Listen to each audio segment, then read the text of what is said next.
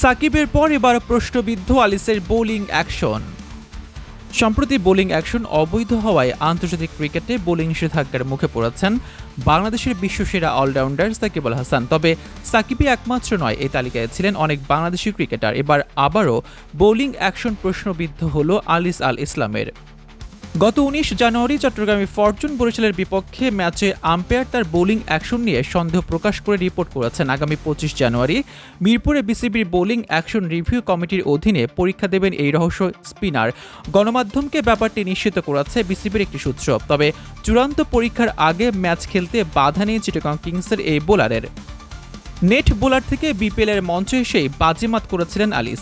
অভিষেকে করেছিলেন হ্যাটট্রিক। এরপর ইনজুরির সঙ্গে লড়াই আর অবৈধ বোলিং অ্যাকশনের অভিযোগে ছিলেন ক্রিকেটের বাইরে।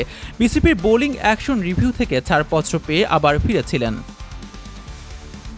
বিপিএলের গত আসরে পারফর্ম করে শ্রীলঙ্কা সিরিজের জন্য প্রথমবার জাতীয় দলে ডাক পেয়েছিলেন আলিস, কিন্তু আঙ্গুলের চোটে সেবার আর দলে যোগ দেওয়া হয়নি তার। ফলে পিছিয়ে যায় জাতীয় দলে তার অভিষেকের সম্ভাবনা।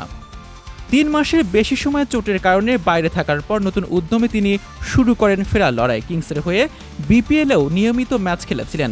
৭ ম্যাচে নিয়েছেন ১১ উইকেট। তবে বোলিং ভালো করলেও তার অ্যাকশন নিয়ে বৈধতার প্রশ্ন থেকেই গেল।